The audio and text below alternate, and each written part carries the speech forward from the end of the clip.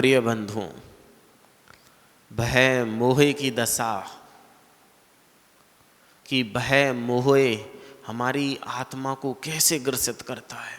हम अभी कर्मों को समझ रहे हैं कि भय हमारा कर्म क्या है। ये मोह भी कर्म है और कर्म ही मोह है। जब मोह करते हैं तो कर्म बंधता है और कर्म ऐसे बांध लेते हैं कि जीव फिर उससे मोह करता है। और आचार्यों ने कहा है कि सबसे बड़ा भाग तुम्हारा कर्म है। जैसा कर्म किया है, जैसा कर्म कर रहे हो और जैसा कर्म करोगे वही कर्म तुम्हारा भाग बनकर तुम्हारे सामने आकर खड़ा हो जाएगा। हर समय देखो कि हमारे सामने कौन खड़ा है। तुम्हें लग रहा है कमल भाई कि हमारे सामने वह व्यक्ति खड़ा है, तुम्हारे सामने वह व्यक्ति नहीं खड़ा है। तुम्हारा किया हुआ कर्म, तुम्हारा बनाया हुआ भाग तुम्हारे सामने खड़ा है। हमें लगता है कि कभी हमारे सामने एक मित्र खड़ा हो जाता है, कभी हमें लगता है कि हमारे सामने एक शत्रु खड़ा हो जाता। ना वह किसी का मित्र है, ना वह किसी का शत्रु है। जो व्यक्ति तुम्हारे को तुम्हारी दृष्टि में शत्रु दिख रहा है, जो व्यक्ति तुम्हारे सामने तुम्हारा इष्ट यानी तुम्हारा मित्र दिख रहा है, वह मित्र को बनाने वाले भी तुम थे और उस शत्रु को बनाने वाले भी तुम थे। वह शत्रु तुम्हारे लिए शत्रु हो सकता है, वह किसी के लिए मित्र भी हो सकता है। वह मित्र तुम्हारे लिए मित्र है और किसी के लिए वह भी शत्रु हो सकता। अब हम ये कैसे समझें कि सामने वाला मित्र है कि शत्रु? कैसे समझें? हमें लग रहा है कि वह मित्र है, शत्रु है, तो ये समझो कि कभी हमने ऐसे कर्म किए हैं कि सामने वाले को मित्र बना के बैठ गए हैं, सामने वाले को शत्रु बना के बैठ गए। बेटा नक्श, तुम्हारे को लग रहा वो परम मित्र है, लेकिन उसको मित्र बनाया भी तुमने है। तो तुम्हारे को लग रहा है कि वह शत्रु है, तो शत्रु को, उस मित्र को भी शत्रु तुम्ही ने बनाया। ना वह मित्र था और न वह शत्रु था। कि हम जब कर्म ऐसे करते हैं, हमारी सोच, हम ऐसा कुछ सोच कर बैठ जाते हैं। लोग आजकल किससे परेशान? दो चीजों से। एक तो बुरी सोच और पैर की मोच। जब हमारी बुरी सोच होती है तब भी हम तरक्की नहीं कर पाते हैं, आगे नहीं बढ़ पाते, और हमारे पैर में अगर यदि मोच है तब भी हम आगे यानी कि तरक्की नहीं कर पाते। आचार्यों ने कहा है कि पैर की मोच यदि तुम्हारी होगी तब तो तुम किसी का सहारा लेके आगे बढ़ जाओगे, लेकिन जिस व्यक्ति ने अपनी सोच खराब करके बैठा हुआ है वह कभी भी 3 काल में तरक्की नहीं कर सकता है। पैर कितना भी अच्छा क्यों ना बना रहे, पैर तो वह घोड़े का भी लगवा लेगा, लेकिन फिर भी अपने लक्ष्य को प्राप्त नहीं कर सकता है। लेकिन एक व्यक्ति वह होता है कि लंगड़ाते लंगड़ाते लंगड़ाते लंगड़ाते अच्छी सोच के बलबूते पर अपने लक्ष्य को प्राप्त हो सकता। हम जब ये सोचते हैं कि हमें कुछ भी करना है, कैसे करना? प्रदीप भाई बहुत सुनते हो, बहुत बार सुना होगा कि कोई भी काम करो कैसे करो, कैसे करो? कैलाश जी कैसे करो?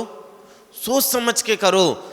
लेकिन ये जिन्हागम तुम्हारे से कहता है कि सोच कर तो तुम्हें कार्य करना ही है, लेकिन पहले एक बार ये जरूर सोचो कि जो दिमाग में सोच रहे हैं उसको भी सोच कर सोचना है कि क्या चीज हमारे सोचने लायक है और क्या चीज हमारे सोचने लायक नहीं है।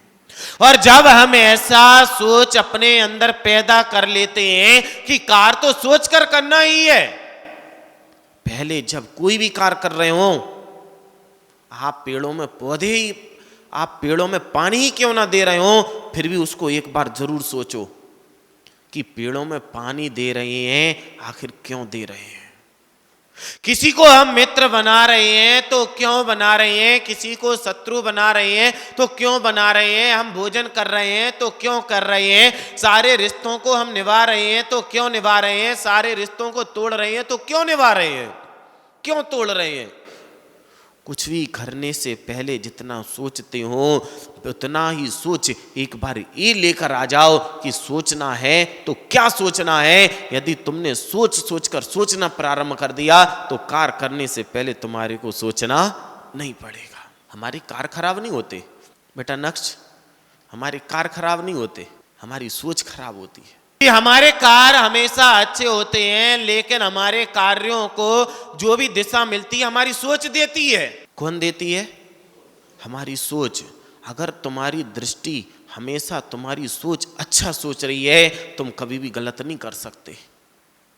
और यदि तुम्हारी सोच खराब है, तुम्हारी सोचने का तरीका खराब है, तुम जो सोचना चाहते हो, जो अच्छा सोचना चाहते हो, तुम अच्छा नहीं सोच पा रहे हो।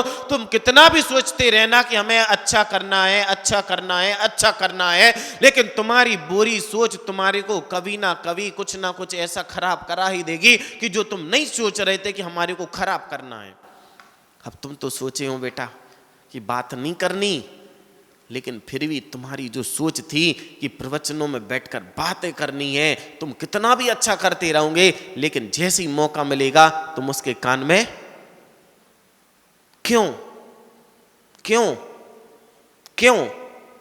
क्योंकि तुमने सोच रखा है कि हमें ऐसी सोच बनाकर रखनी है, और जब जब तुम बुरी सोच बनाओगे बुरे कार्य तुम्हारे द्वारा हो गई होगी। यह कर्म कहता है कि इसको बिल्कुल भगवान की तरह ट्रैवल करो। भगवान कहीं अलग से नहीं बन गए, उन्होंने सोचा था हमें भगवान बनना है, और उन्हीं की सोच वह क्रियान्वित होकर चली गई कि फलाने महाराज महाराज बन गए, फलाने व्यक्ति माताजी बन गए, फलाने ब्रह्मचारी बन गए, और फलाने ही जीव जाकर भगवान बन गए। कहीं अलग से नहीं बने। किसको सही किया? किसको सही किया? अपनी सोच को सही किया। और जैसे जैसे हम अपनी सोच को सही करते चले जाते हैं, आने वाली सारी चीजें हमारी अच्छी हो जाती हैं। हम जब अपने इस मोह के कारण अच्छी चीजों को अच्छा नहीं समझ पाते हैं, इस मोह के बुरी चीजों को बुरा नहीं समझ पाते हैं, अच्छी चीजों को अच्छा नहीं सोचते हैं, बुरी चीजों को बुरा नहीं सोचते हैं, तो हमारे सामने अच्छा होते हुए भी अच्छा नहीं हो पाता है, हमारे सामने बुरा होता हुआ भी हम बुरे में लीन हो जाते हैं। अच्छा बुरा है क्या? क्या है अच्छा बुरा? आप तो सोच के बैठ गए। जब तक गला अच्छा था तो ठंडा पानी कैसा लग रहा था?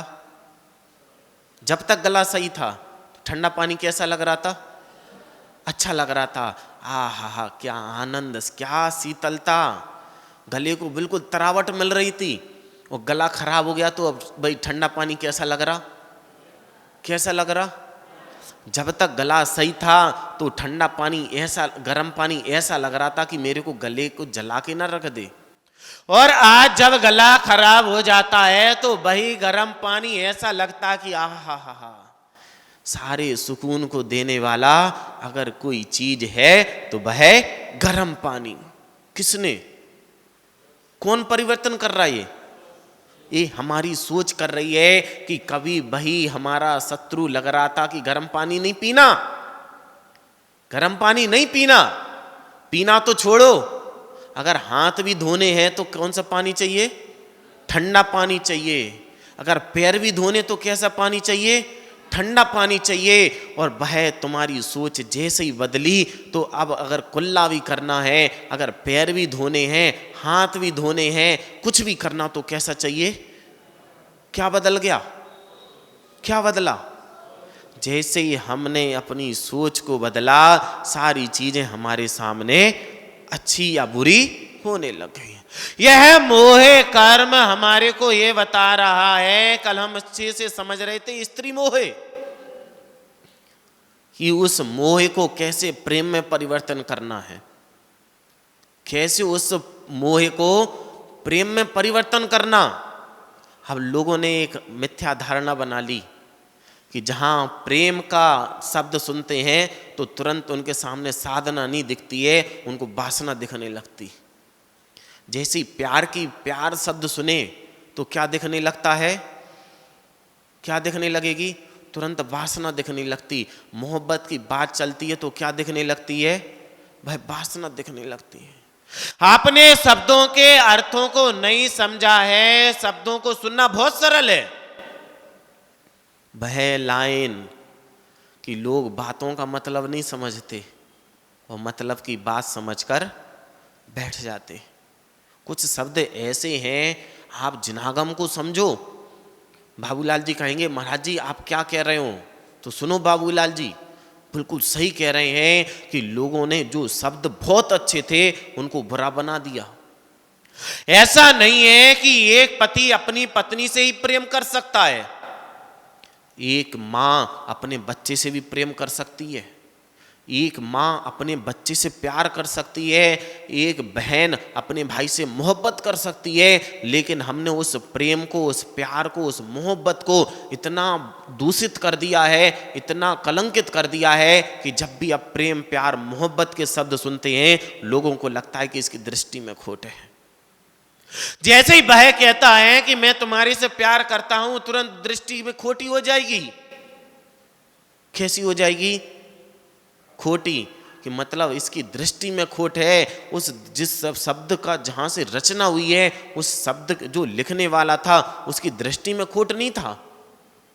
जिन लोगों ने उस शब्दों को, अर्थ को चेंज कर दिया, उनकी सोच में खोट था। आप सुनते होंगे एक शब्द बलात्कार, क्या है वह? क्या है? अगर कहीं लिख दिया कि उस व्यक्ति ने बलात्कार किया, लोग तुरंत कहां चले जाएंगे? जबकि बलात्कार का मतलब होता है जबरदस्ती। बिल्कुल सही है, बलात्कार का मतलब जबरदस्ती। जब आप किसी मूर्ति पर लिखा देखोगे तो आपको कोई भी मूर्ति पर लिखने को मिल जाएगा, किसी भी मूर्ति पे कुछ देखने को मिल जाएगा। आचार्य विद्यासागर, आचार्य विराग सागर जी, आचार्य वर्धमान सागर जी, आचार्य पुष्पदंत सागर जी, आचार्य विवेक सागर जी, आचार्य विशुद्ध सागर जी, आचार्य विनिश्चय सागर जी, कोई भी सागर लिखे हों, लेकिन एक शब्द आपको जरूर लिखा दिखेगा, बलात्कार गणे। कौन सा? बलात्कार गणे। यानी कि ये शब्द इतना अच्छा था, यदि एक आचार्य हुए थे पहले, वह लोगों को जबरदस्ती, वह तो ठान के बैठे थे। आचार्य का नाम मेरे को याद नहीं आ रहा प्रदीप भाई, लेकिन वह आचार्य बैठे थे कि जब तक किसी 100 अजैनों को हम जैन नहीं बनाएंगे, जब तक हम भोजन नहीं करेंगे। आप सोचो, वह धन्य थे आचार्य कि जैनों को जैन नहीं बना रहे थे। किसको जैन बना रहे थे? अजैनों को जैन बना रहे थे। और आज के लोगों को देखो, इस मोहे के नशे के कारण जैन होने के बाद भी जैन नहीं बन पा रहे। धन्य है वह आचार्य जो प्रतिदिन 100 अजैनों को जैन बना देते थे। यह मोहे का नशा है कि वह आप कितने उदाहरण सुनते हो। जब भी प्रेम की बात चलती है, जब भी उस प्रकृष्ट मोह की बात चलती है जिसको लोगों ने प्रेम शब्द दे दिया, कितना अच्छा था। और जैसे प्रेम का नाम सुनते हैं तो वह मथुरा का वृंदावन याद आ जाता है। कौन याद आ जाता है? वृंदावन। उस शख्स का नाम तो बतलाओ जो, जिसे लोग प्रेम की मूर्ति बनाए हुए हैं, जिस मंदिर में उसको विराजमान किए हैं, उसका नाम क्या पड़ गया? प्रेम मंदिर। वह कौन थे? राधा और कृष्ण। राधा और कृष्ण। हमें समझना है उस मोह को, तो राधा को भी समझने के लिए हम तैयार बैठे हैं और कृष्ण को भी तैयार बैठे हैं समझने को। लेकिन दोनों के बीच में क्या था, इसको जरूर समझो। प्रदीप भाई, एक राइटर हुए हैं मनु शर्मा, उन्होंने एक उपन्यास लिखा है कृष्ण की आत्मकथा। यानी कि जैनों का ग्रंथ नहीं है, आगम ग्रंथ नहीं है, आगम भास ग्रंथ है। कृष्ण की आत्मकथा 8 भागों में लिखा हुआ है, कम से कम 4000 पृष्ठों में उन्होंने सिर्फ कृष्ण की आत्मकथा लिखी। लास्ट में उन्होंने लिखा कि इस व्यक्तित्व को, यानी व्यक्तित्व का क्या नाम? राधा, ये कहाँ से आकर कृष्ण के चारित्र में जाकर ऐसे चिपक गई है, ऐसे चिपक गई है। मैंने सारे ग्रंथों को पढ़ लिया, चाहे रामचरितमानस हो अथवा कृष्ण से लेकर जो जो भी ग्रंथ मेरे को साहित्य उपलब्ध हो सकते थे, सारे ग्रंथों को मैंने पढ़ डाला, लेकिन राधा का वर्णन मेरे को कहीं भी नहीं मिला। वह कौन सा तत्व था, वह कौन सा अस्तित्व था कि जो कृष्ण के साथ ऐसा जाकर ऐड हुआ है, ऐसा जाकर उसके चारित्र से सम्मिलित हुआ है कि लोग सब कुछ तो भूल गए लेकिन राधा को नहीं भूल पाए। अब राधा को ही समझ लो। क्यों समझना है, पहले इस बात को भी समझ लो। आज के लोग पत्नियों के पीछे मरे जा रहे, स्त्रियों के पीछे मरे जा रहे। उन्हें कुछ सूझे अथवा ना सूझे, सबसे पहले उन्हें क्या सूझेगा, भय मोह का नशा, जिसको नाम दिया गया है स्त्री का नाम। ये नशा बिल्कुल ऐसा कि जैसे शराबी होता ना, दिन भर बैठे दिमाग में क्या चल रहा। आप तो 25 साल पहले चले जाओ बाबूलाल जी, जब मोहिनी से बाप के साथ फेरे नहीं पड़े थे, उसके पहले चले जाओ आप। पता चल गया कि इससे मेरी शादी होने वाली, ये मेरी अर्धांगिनी बनने वाली। अब उस दृष्टि को लाओ। आंख बंद करते तो क्या देखते, आंख बंद करोगे तो क्या दिखता था, वह मोहिनी। मोहिनी स्त्री का नाम नहीं, किसी का पर्टिकुलर संज्ञा नाम नहीं, स्त्री का दूसरा नाम ही मोहिनी है। जो जीव को मोहित कर दे उसका नाम मोहिनी। अब वो बात अलग है बाबूलाल जी, तुम्हारे को मोहिनी तो मिली, सामने नाम भी उसका मोहिनी मिल गया। पुण्यात्मा जीव है, एक मोहिनी नहीं मिली, दो मोहिनी मिली। एक मन से भी मोहिती जाती थी और एक नाम करके करते शब्दों से भी मोहित करती है। वह स्त्री ही मोहिनी है कि जिसको हम देखते हैं तो उड़ने लगते। कोई बच्चा बैठा, कोई आदमी बैठा, हमेशा उसके दिमाग में एक ही जाप चल रही। किसकी चल रही, वह मोह का नशा। कैसे वह मोह का नशा पीने को तो मिल जाए उस मोहिनी के बारे में, और जैसे ही दिख गई तो चेहरे पे ऐसी रौनक बरसती है, हा हा हा, जैसे सिद्ध लोक की भूमि ना मिली हो, तुम्हें भय मुक्ति बधू ना मिली हो, तुम्हारे को एक मुक्ति मिल गई हो।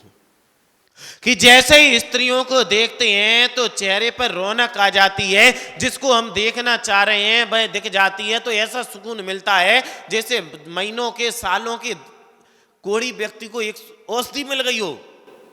और नहीं मिली तो दिन भर दिमाग में उसी का चिंतन चल रहा है, उसी के बारे में सोच चल रही है, कब आएगी, कैसे मिलेगी, एक बार दिख तो जाए, एक बार दिख तो जाए।